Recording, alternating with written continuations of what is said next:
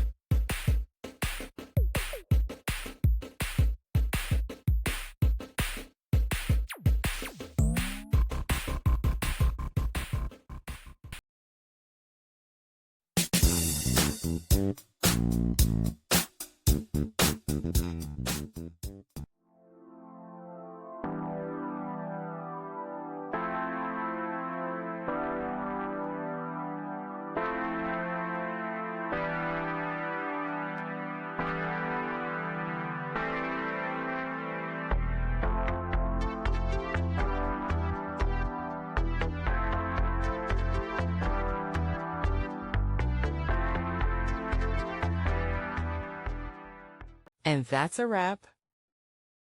I hope you found the answer you were looking for.